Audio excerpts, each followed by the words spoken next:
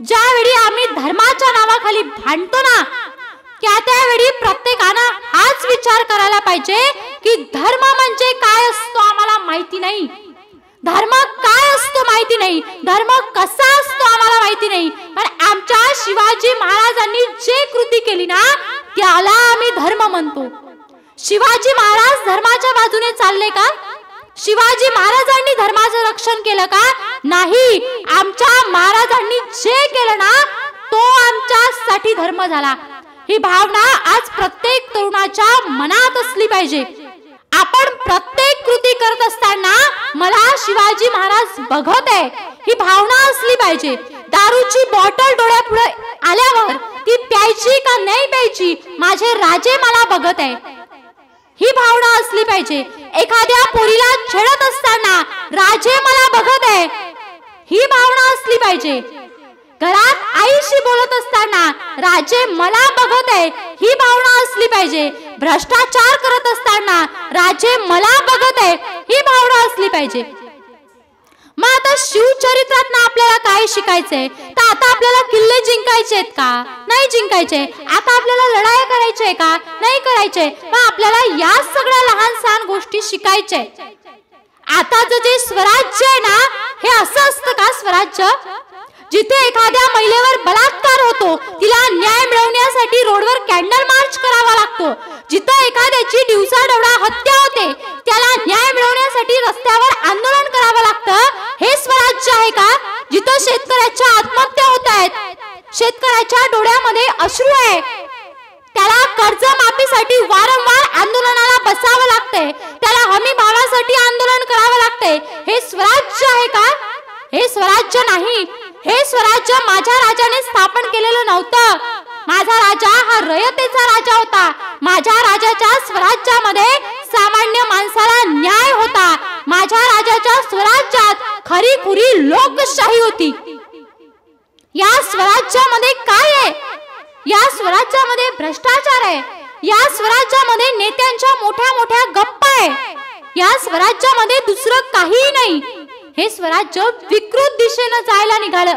या स्वराज्यामध्ये महिला सक्षमीकरणाच्या गप्पा होतात. या स्वराज्यामध्ये जिच्या हाती पाळण्याची दोरी ती जगाची उद्धारणी असं म्हणत मोठे मोठे भाषण दिले जातात.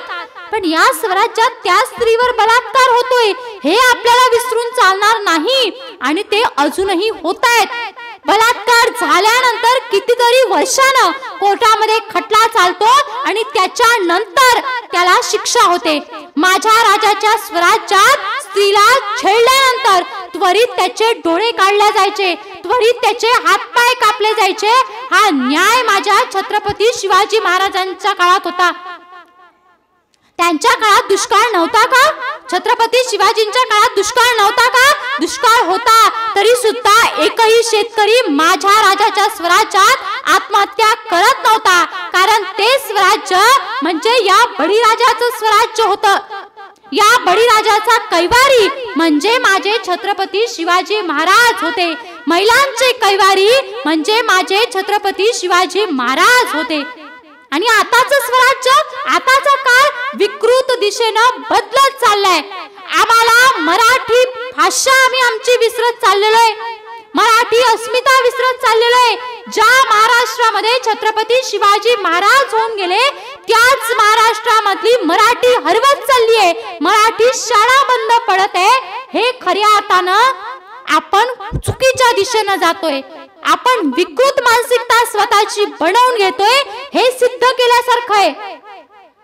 म्हणून मला वाटतं राजे माफ करा, तुमचं स्वराज्य आम्ही जपून नाही ठेवू शकलो.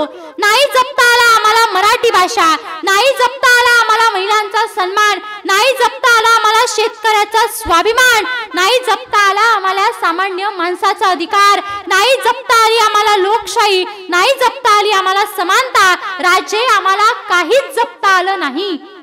ज्यावेळी बाबासाहेबांनी संविधान लिहिलं ना त्यावेळी त्यांनी भाषण दिलं आणि भाषणात ते सांगतात की संविधान लिहिताना मला काहीच त्रास झाला नाही, कारण छत्रपती शिवाजी महाराजांच्या स्वराज्य, छत्रपती शिवाजी महाराजांचं स्वराज्य माझ्या डोळ्यासमोर उभं होतं. म्हणून मला संविधान लिहिताना काहीच काळजी वाटली नाही. पण तो पाया ढासळत चाललाय.